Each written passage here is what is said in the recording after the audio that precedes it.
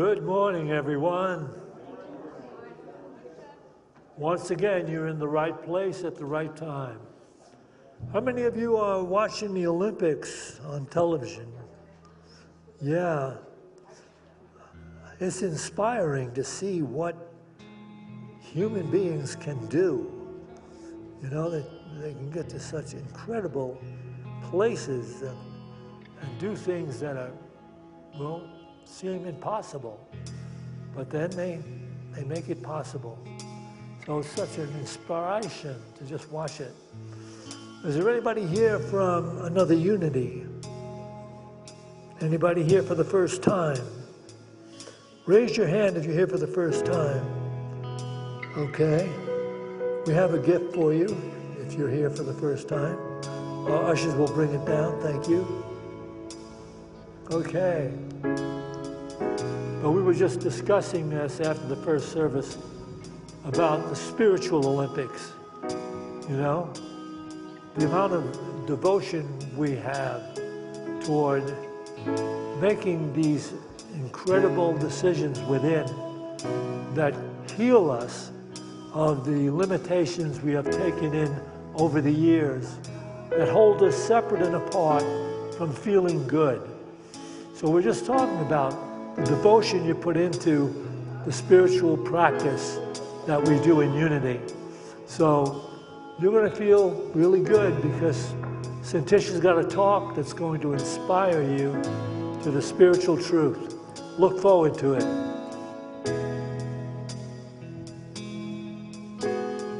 Good morning, everyone.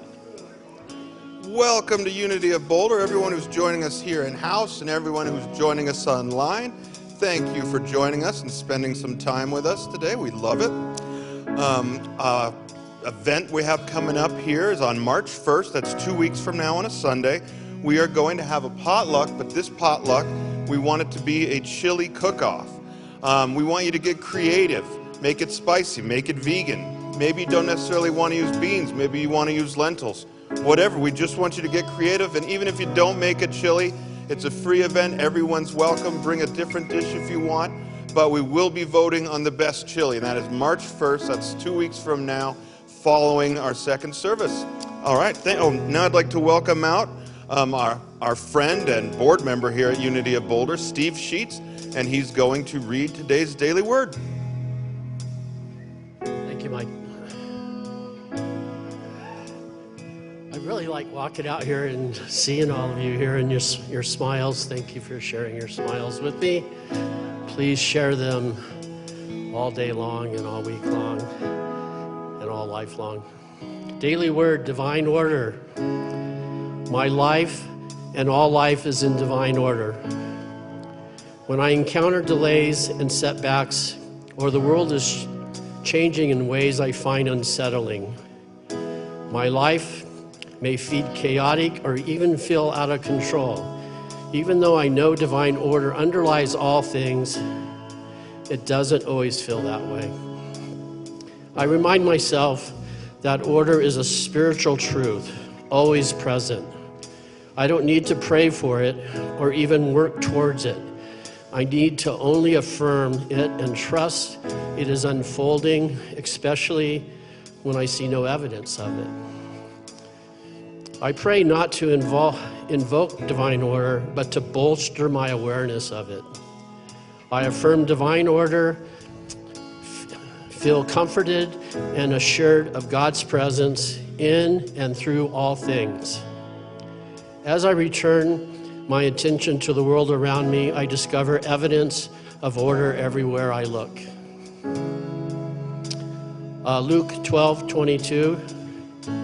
He said to his disciples, "Therefore I tell you, do not worry about your life, what you will eat, or about your body, or what you wear." So if you could, I invite you now to say after me the Unity affirmations. So affirmations for Unity of Boulder. Unity of Boulder is a radiating center of Christ's light within us, mighty to attract its good and to radiate good to others. Thank you very much.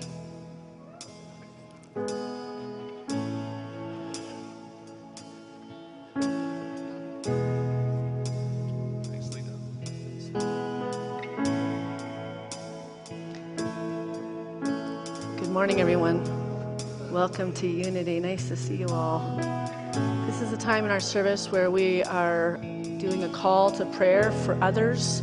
It's an opportunity for us to take into our mind's eye friends and family members that might be facing challenges right now. We have pieces of paper available in front of you, in the pew in front of you. You can just write their first name down. We know that the universe already knows what they need. Before we ask, we're really just aligning ourselves and our higher consciousness with their divine wholeness. It's seeing them whole and seeing them restoring back to that homeostasis in mind, body, and spirit. And Margaret will come down from our prayer team and collect the names, and then she'll put them in the prayer box, and they'll be prayed over for 30 days here at Unity of Boulder, and then sent to Silent Unity for another 30 days. But we like to sing this song to come in the presence of this room and leave the world outside these doors and allow this time to be clear and beautified and spirit-led.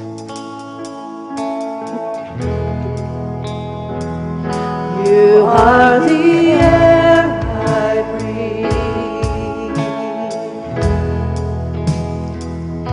You are the air I breathe. Your holy presence living in me. And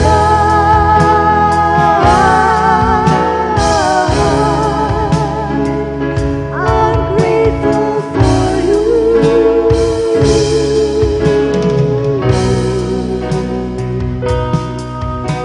And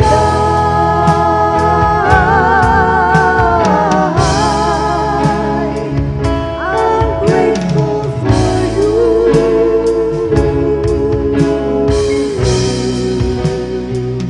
So grateful for you.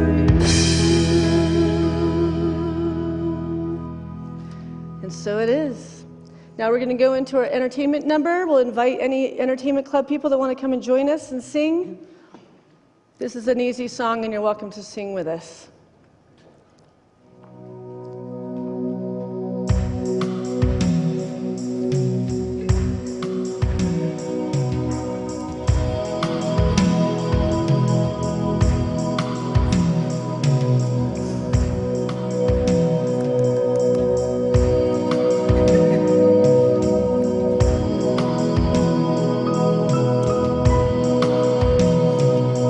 When you can't find your direction and your heart won't guide you home, let go and let God. When your dreams are broken in the dust and you've lost the will to trust, let go and let God. Let the signs remind you we are passengers. Let the signs remind you to surrender.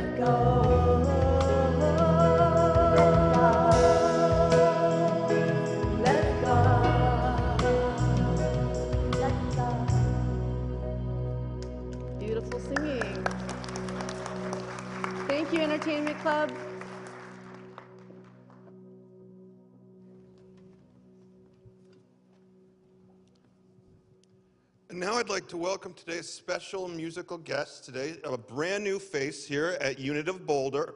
This is Sarah Banker. She spends her time playing music all around the mountains of Colorado. You're a Ned, right? She's from Netherlands. She, in around 2013, was the first time she ever picked up a guitar. She knew him instantly, this is what I'm going to do. 3 months later, she was already having her first gig. So welcome to our stage, Sarah Banker. Thank you. Thank you. So grateful to be here with you all. This first song is Our Love.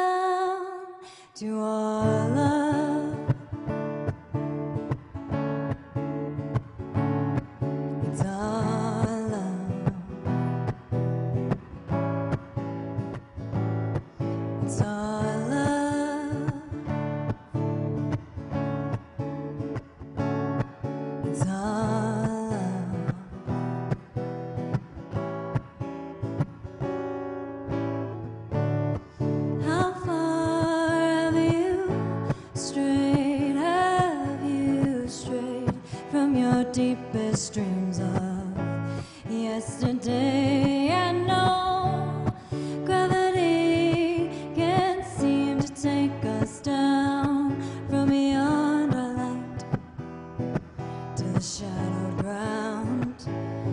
But if you embrace, feel the shift we're breaking dawn on. Consciousness, please, please, please don't resist. Oh, you're everything you've been waiting for. Just open up the door to our love. It's our love.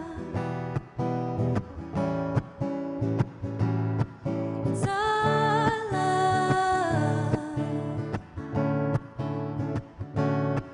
It's your love. That's right. Your love will change the world. It's our love. It's your love. Votre amour changera le monde. Votre amour, votre amour, tu amor cambiará el mundo. Nuestro amor, tu amor.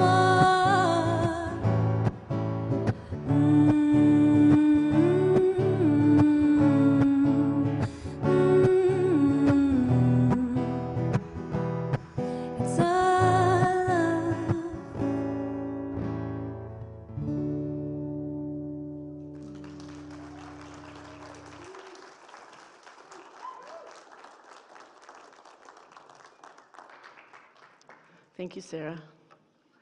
It's a wonderful way to start. So I just wanted to take us through a affirmative prayer journey to start this talk, because I'm going to be going into some things that are very real for Unity right now, and I feel like we can become conduits for what we express as participants of this work here. So when we go into an affirmative prayer practice, we first recognize God, source, spirit, whatever word encompasses the energy of this love in the universe. So we'll close our eyes and just recognize this energy I call love, or Mother Earth. And then when we really get a clear picture in our mind's eye and a feeling place within our bodies, we unify with this energy. We unify in oneness with this greater something, this supernatural, intelligent something that moves in and through our lives as divine order unfolds. And we just become one in this union. And then we reveal into this atmosphere of love that which is being called for you in your life, or for someone in your life.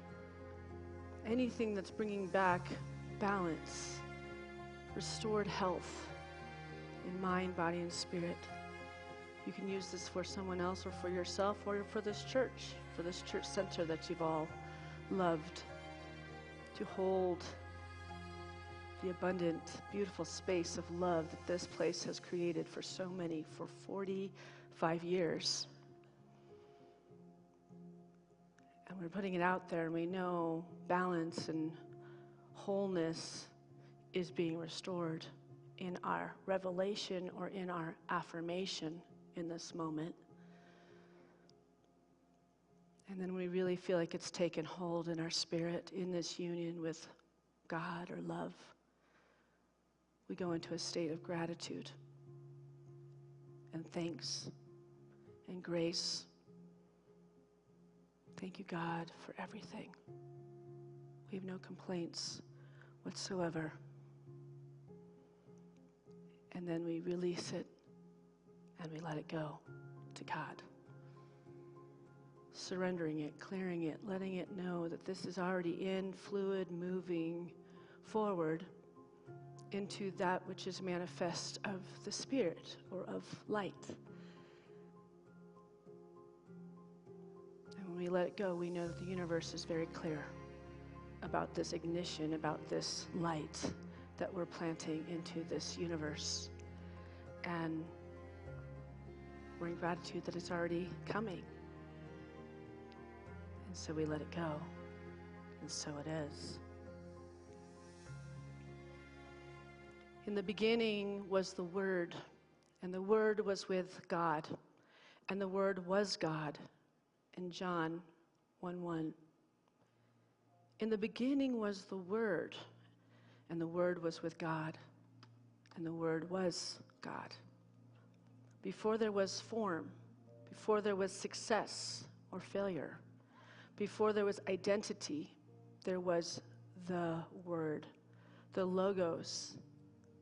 It refers to the divine reason or order of the universe, while in theology it represents the Word of God or divine intelligence or the creative mind or Christ consciousness. So before anything was the Word. Before anything that's ever happened in our lives or ever happened in all the lives that has preceded us, the Word was of God. And in unity, we know we are, God is all, right? We are co-creators with God.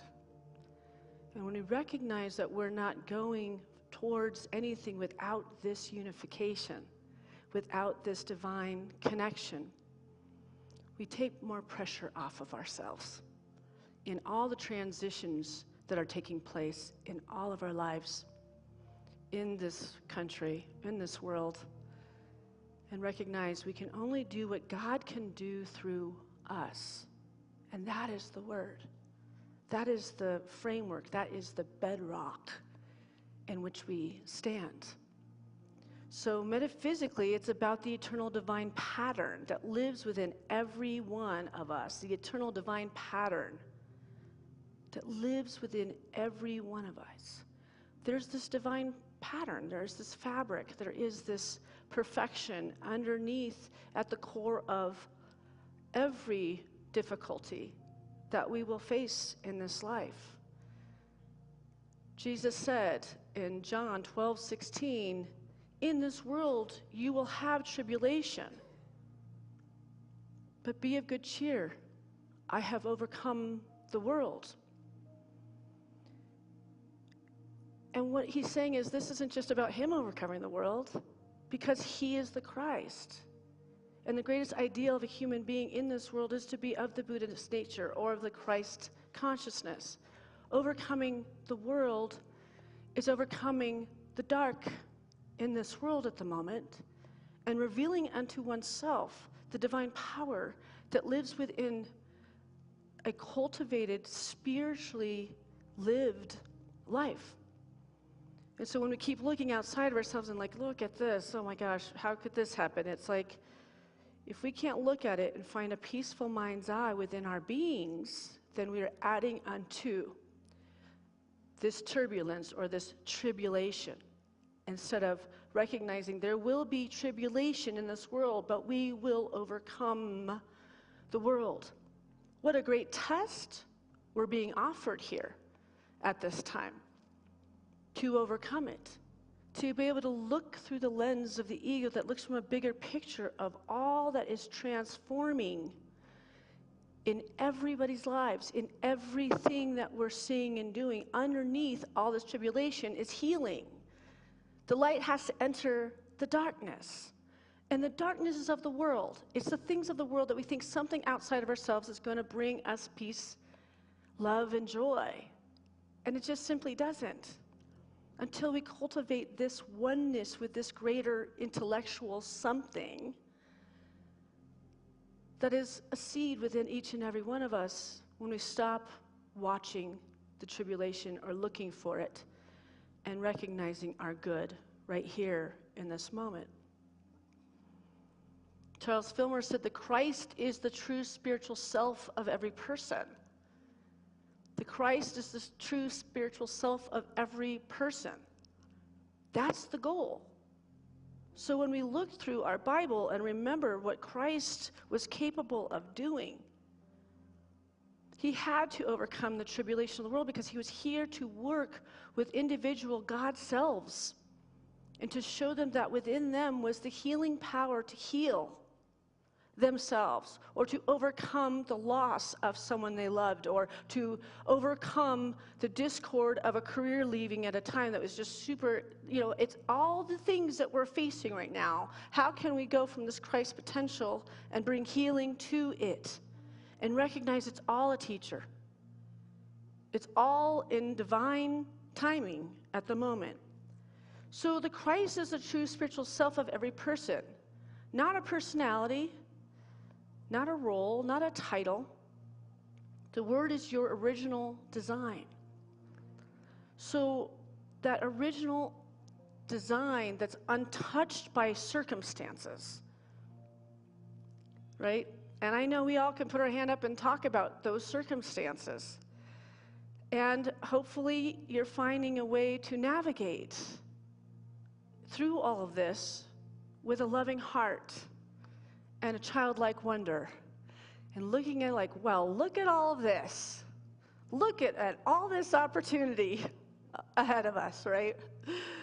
So sometimes we discover the Word when life removes everything else.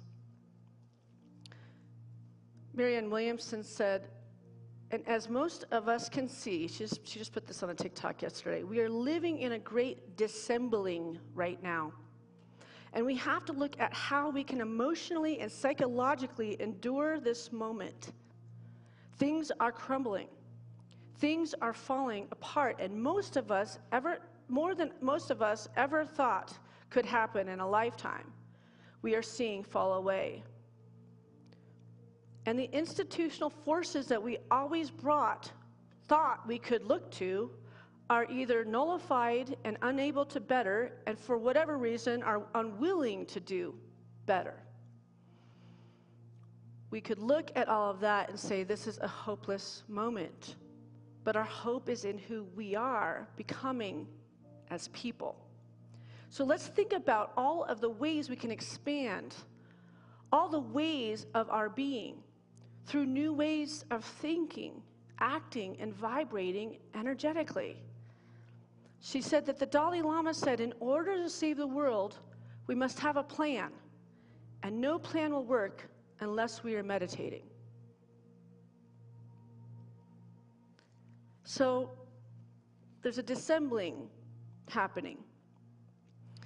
And we're experiencing that, right? Since COVID, this church is really hitting a moment where things of the old are going away.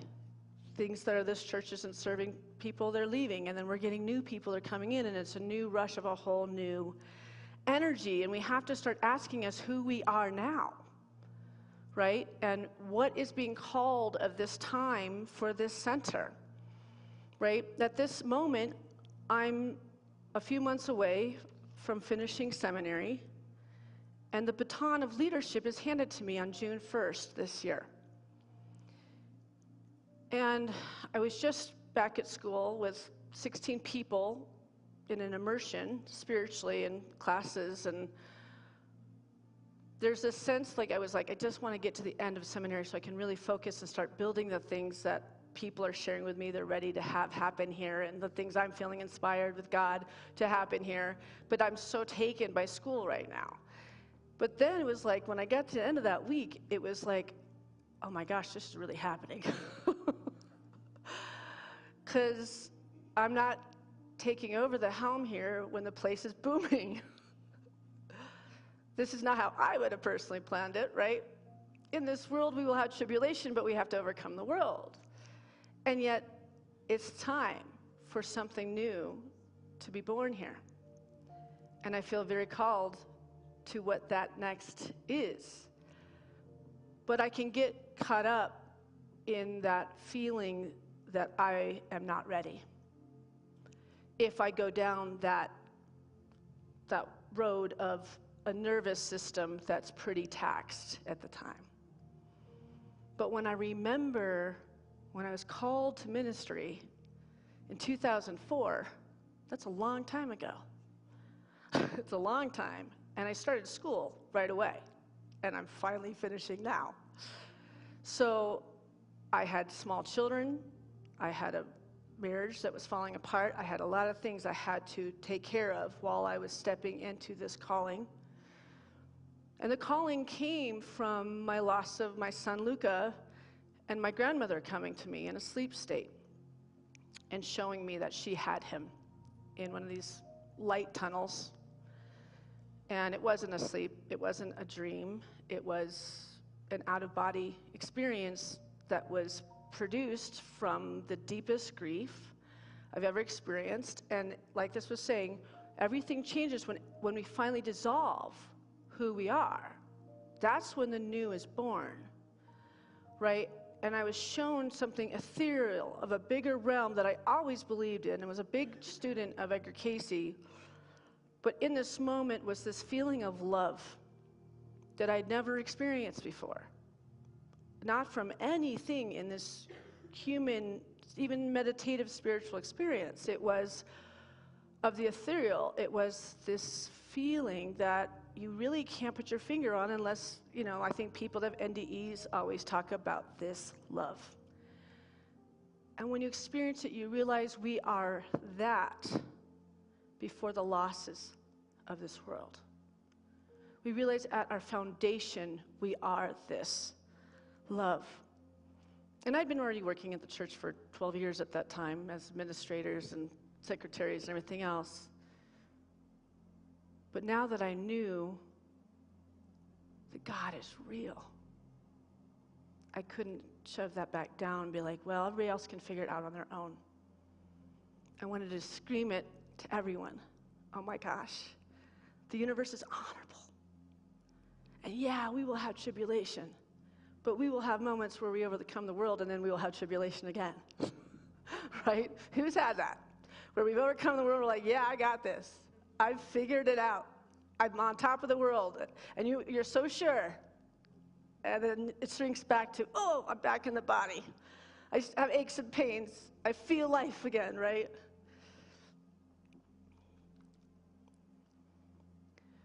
All right, so I wanted to talk about this. So I've been watching the ice skating and the snowboarding, but mostly the ice skating because I was an ice skater in the Olympics. And I've been really blown away by the meditation that happens when you're watching like ice dancing and ice skaters, and the courage and the will and the practice and the time it takes to go after a very focused dream. And for us as spectators just watching how this is going to play out, and it's kind of life or death a little bit in that way that they've put everything in it. There's not a backup plan. When you're at the Olympics, this is it. So it's heart-evoking to watch that kind of dedication to wanting to fly this lifetime, to feel the closest to having something move in and through you that they might not call God, but you're watching it take form, especially in the ice dancing, where you can't see where one person begins and the other person ends. This beautiful entanglement of movement and intuition where they're behind each other and somehow they're moving exactly the same, and there's just to watch this divine order in action. It's moving. I pretty much cry at every single number because it just evokes, well, it's just such a beautiful picture of outer beauty and inner beauty all at once. But I was really moved watching Maxim Nomov, who's a figure skater, step onto the ice this last week, 1 year after losing both of his parents in a tragic plane crash involving a helicopter. They were not only his parents, they were his coaches, his foundation, his history. He's all of 24 years old and has faced the biggest crushing thing you could ever imagine. And he had a choice. Are you going to get back on that ice? When they were his coaches, and they were in the Olympics, too, winning medals. And he processed that. Every time you're seeing him sitting, he's processing it and he's speaking it out loud because he's a moving embodiment of what it's like to overcome tribulation and not to let go of our dreams. Right? Because sometimes we just give up because the relationship was so bad and it was so heartbreaking. We just don't want to deal anymore. We make these big, staunch decisions over not wanting to have to survive this life thing, so we kind of just live small. Instead of stepping back out onto the ice, stepping back out into an experience of the Word, that foundational bedrock of who we are, to feel God's grace enough to step back in. Imagine the silence after his loss. Imagine asking, who am I? And yet he skated, not because pain was resolved, but because something deeper than grief was still alive within him. Elizabeth Lesser, who wrote the book Broken Open, I think would say this, that suffering does not make us holy, it breaks us open so the soul can be revealed. She writes about moments when the surface self falls away and what remains is something simpler, truer, luminous. It's the soul. But it's because we know this physical thing is temporary, and we lay that aside. But this is the part of us that never dies. The part of us that moves on and has had many lifetimes and has much knowledge in many different things, many different arts, these are his parents this lifetime, but maybe not the last time. He could grab on to something bigger to allow himself to not let himself down and not do this and have to wait 4 more years. What if Maxim did not skate in spite of his grief, but with it? What if the loss stripped away everything external and revealed what could not be taken?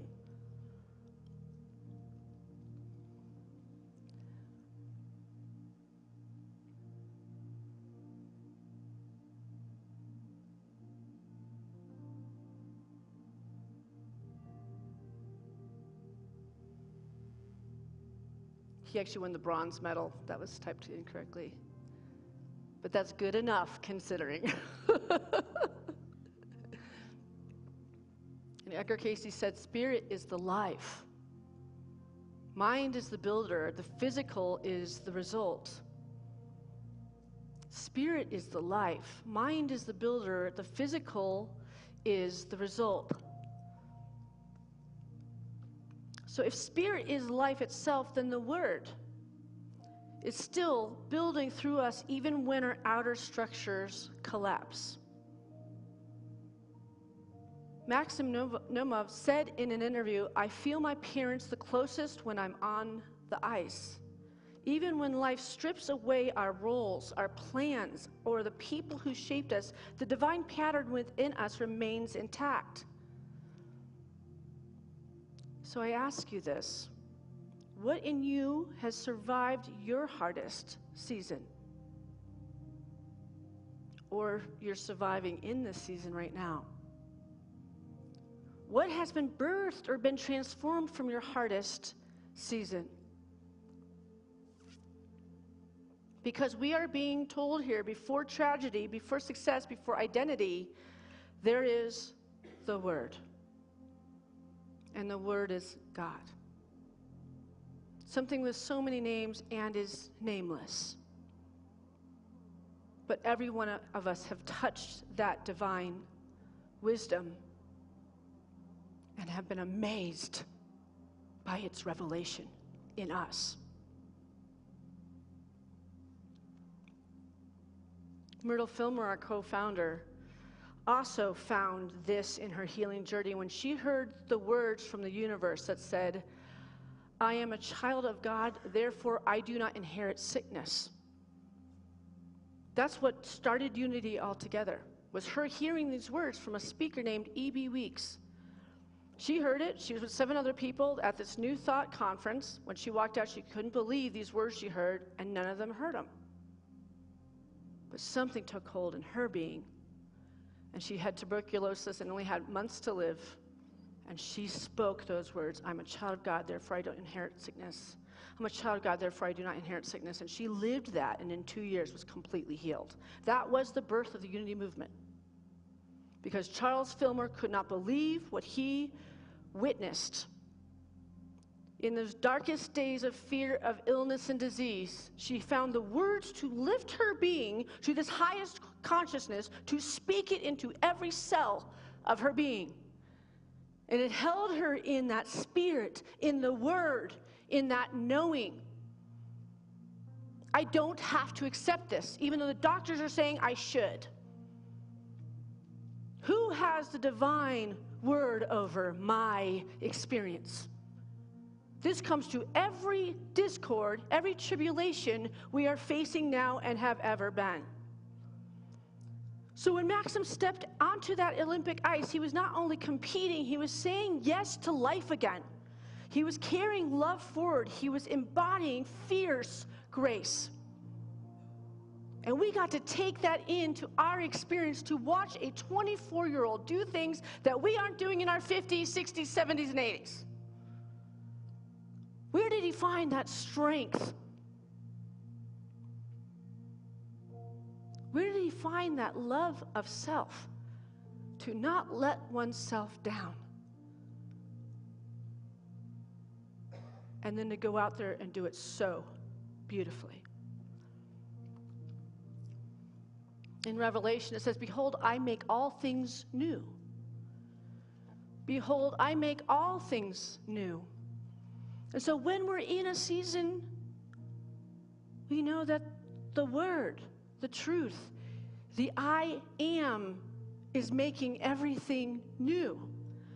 And sometimes we have to have all of these things fall away that are of the personal, of the image, of the physical, of the mental, so that we can be reborn unto the divine potential that is asking to be born in us.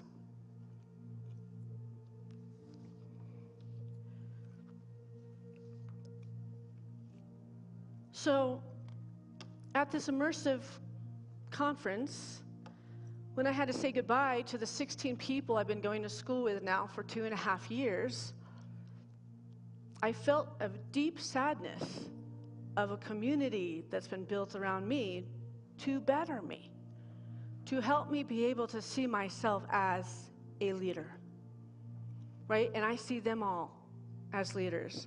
But I've been doing this since 2004, and yet that last run, 2.5 years, was much different than everything else. I faced my deepest insecurities. I faced every broken relationship I ever had. I faced childhood neurodivergent stuff I had wrong with my brain. I faced the stuff that keeps you living small. And I had 16 people holding that space with me while I was holding that with them. And we cried, and we wanted to quit. And we wanted to overcome, and we wanted to get mad, and we wanted to blame. We wanted to do all the things we want to do when we're in tribulation. But this calling is that big. And each one of us has our story. And to have them by my side as we're walking down this last moment, this is them. This is my community. You are my community. But you didn't need to see the behind-the-scenes process of this before that. So we fell and we picked each other up and we encouraged each other until we got to this moment, and we prayed with each other, and we used every unity tool and practice and principle till it took so hold in our lives and ready.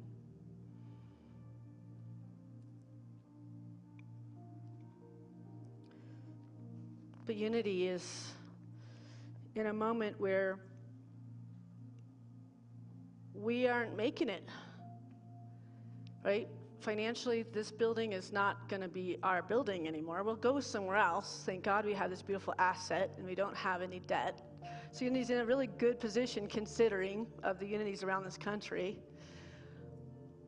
But there has been a serious lack of stewardship from those attending here. And the ushers that you see and the people that you're seeing volunteering, you see all the same faces because people aren't feeling that call to what stewardship means, to cultivate a very warm community where everybody's participating in time and talent and treasure. It's all three. It's the Holy Trinity of what makes a spiritual center thrive. And we haven't been up here every week saying, you got to go deeper in your pockets, you got to go deeper in your pockets, because that's just not how Jack and I lead this center, because this church has always been taken care of by the honorable giving for all these years, 42 years, and now in the last 3 years, it's not. Almost every month, we're behind by $10,000. So it's a time to ask ourselves, are we giving 10%? If we love this center and you tell everybody this is your church and this is your center, are you being honorable in what you're receiving and what you're giving back to it? Because we have to be honorable to it. These talks for ministers, we avoid these talks. This is not fun. We don't want to stand up here. I don't know any minister that likes this. This is a part of our training that we have to give these talks, and it's just like, ugh. And I know you want to see Boulder thrive, Boulder Unity thrive, right? And I'm okay if we have to sell this building and we have to move on, but that's going to take, even with the things, we've got a realtor and everything. It's looking like it's going to be at least 18 months before we're out of this building, and we do not have the reserves to get us even through that. And then we'll be really looking at a difficult time. And also, like this week I said to Heather, what happened to our monthly potluck? We haven't had it for a few months. She and I barely check in because she's running around just like all of us. It's really Mike, me, and Heather. And she looked at me very frustrated, and I saw it in her eyes. She said, I can't do those alone anymore. The staff is overwhelmed here. And I can't hire more staff until we get things right with our budget. So this building is really kind of draining a lot of what we're trying to do here. And everybody's working too much as a staff. And those are community events that are supposed to be run by the community. So my ushers have these nice little fill-out sheets of areas that we could use some help today. And if you'd like to help, please put your hand up and they'll come find you and give you one of these forms.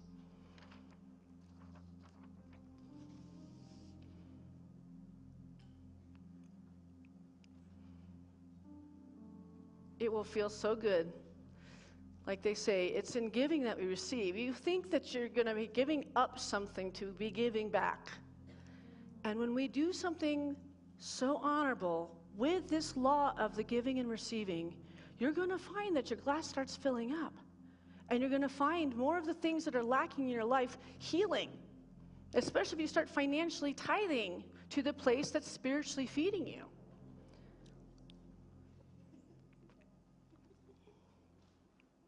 Charles Fillmore says, prosperity is the consciousness of God's abundant supply.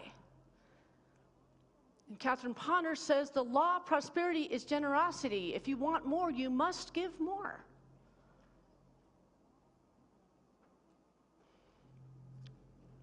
And so I want to go over our mission statement and remember who we are. We are a light in the world, centered in spirit, inspiring acceptance, peace, love, and transformation as we live into the unlimited possibility of spirit. Unity's vision statement.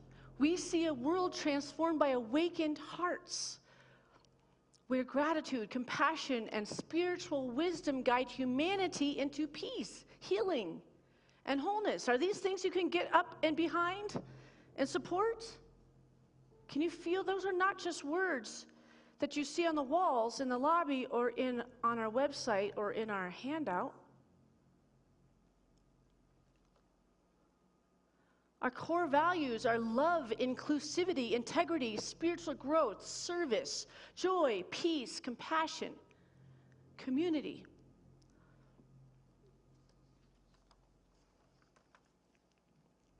I just want to read you a little story and we'll finish here.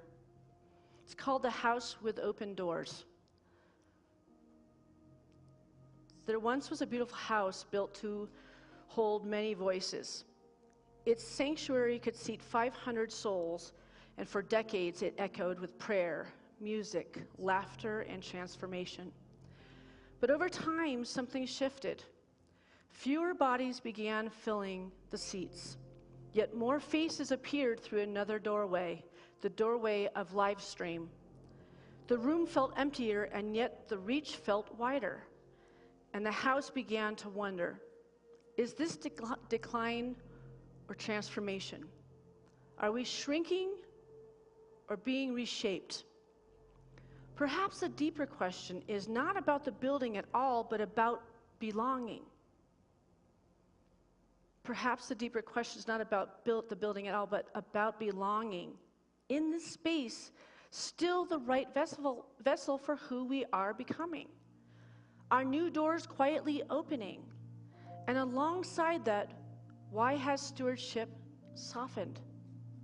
Not as blame, but just as curiosity. I wonder.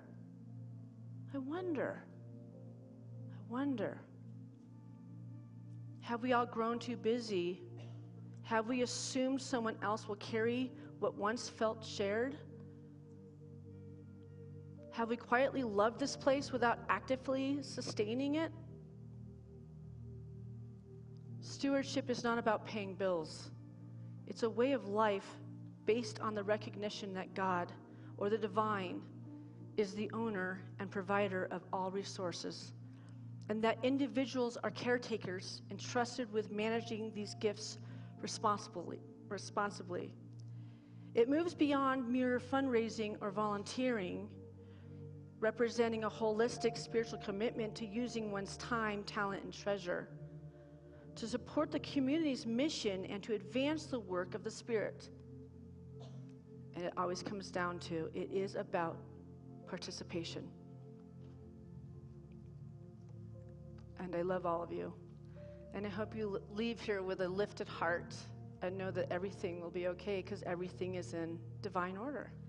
And we are assured that we will be together no matter where we land, because we are a community and we have deep roots in prayer and love, sisterhood and brotherhood. Thank you.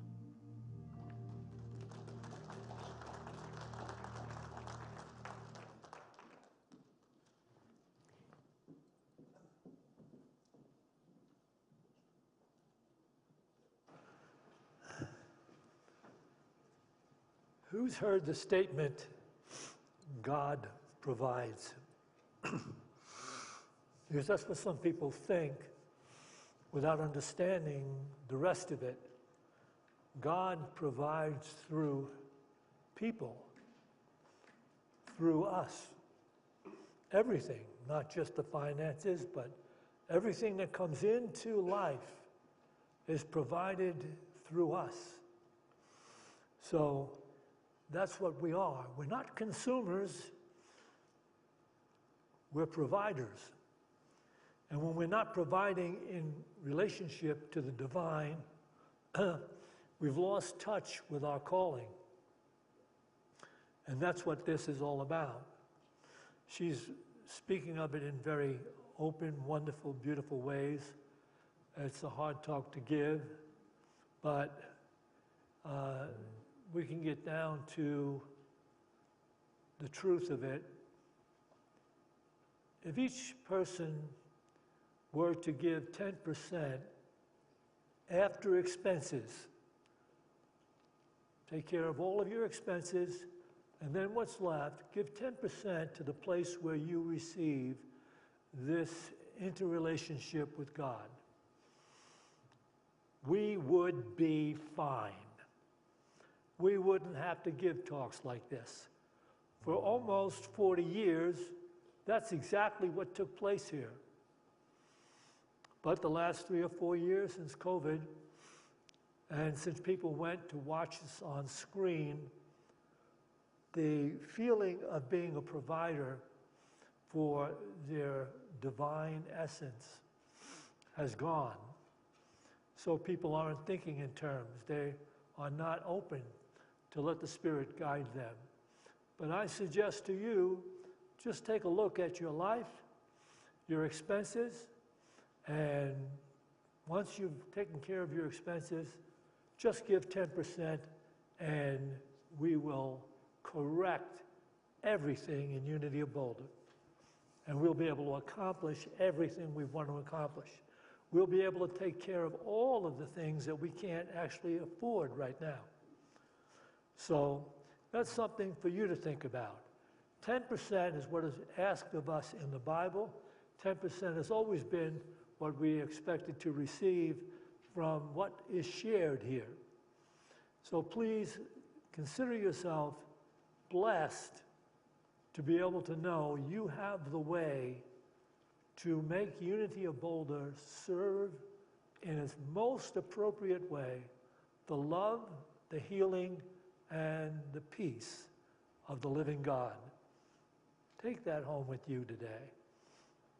And right now we can just bring into our hands those gifts we'd like to make to Unity of Boulder, and we can bless them with this offering prayer.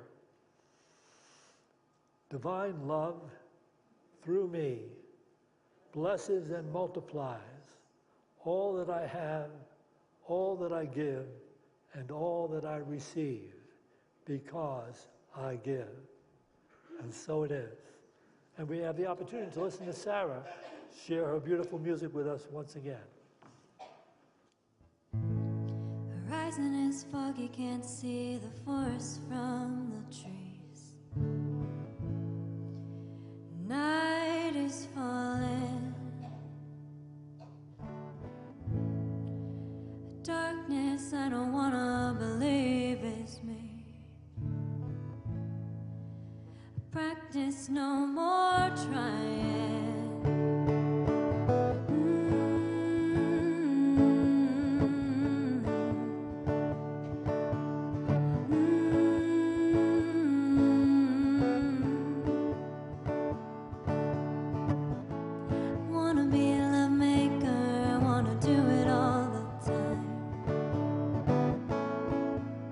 generate peace. I can see it, I can taste it, I can feel it. Trust and it will appear and lead. So let's make love. Let's make love. Let's make love. Let's make love.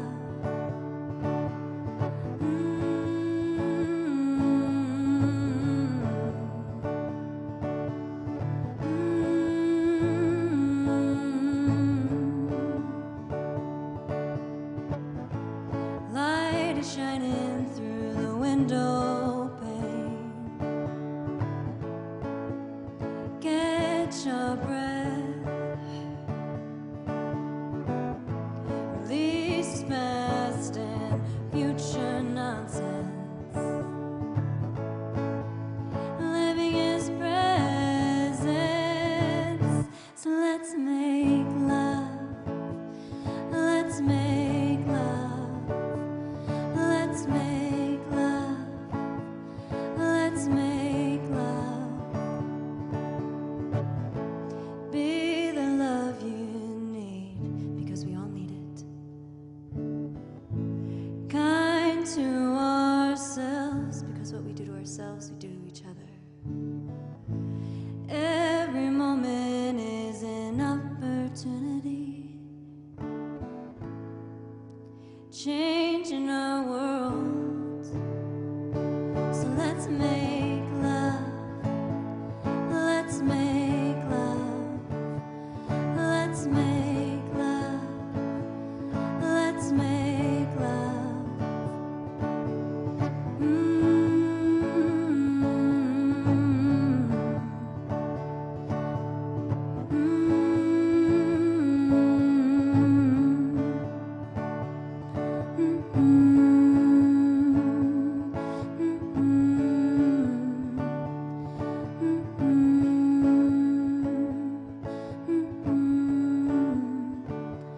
Let's make love. Let's make love. Let's make love. Let's make love.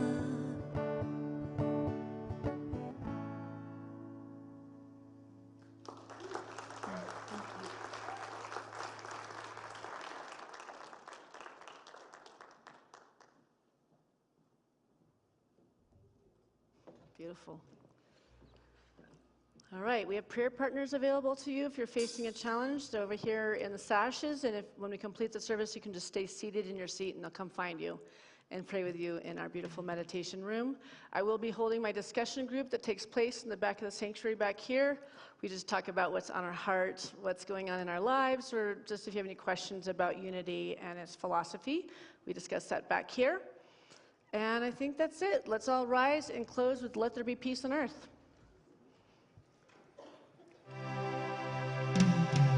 Let there be peace on earth, and let it begin with me. Let there be peace on earth, the peace that was meant to be. With God as we find,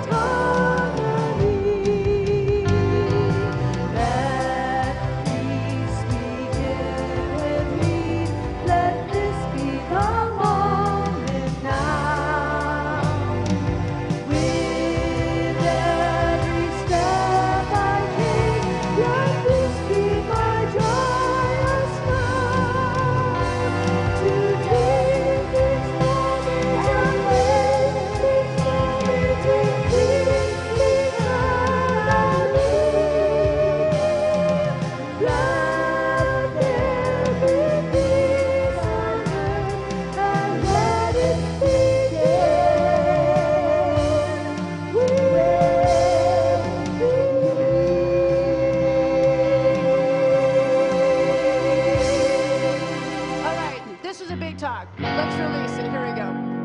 I release and I let go. I let the Spirit run my life. My heart is open wide. Yes, I'm only here for God. No more struggle, no more strife. With my faith I see the light. I am free in the Spirit. Yes, I'm only here for God. I release and I let go. I let the Spirit run my life. And my heart is open wide. Yes, I'm only here for God. No more struggle, no more strife.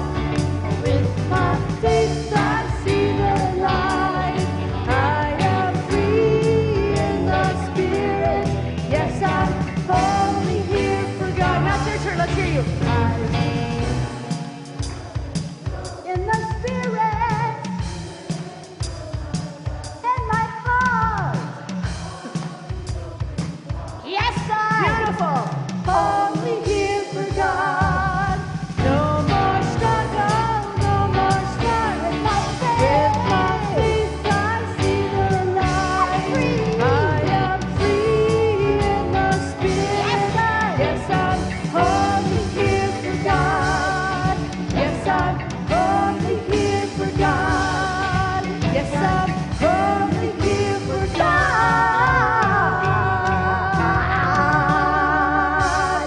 Beautiful singing. Have a beautiful week. We also have refreshments in the room over here. Go have some community and meet each other.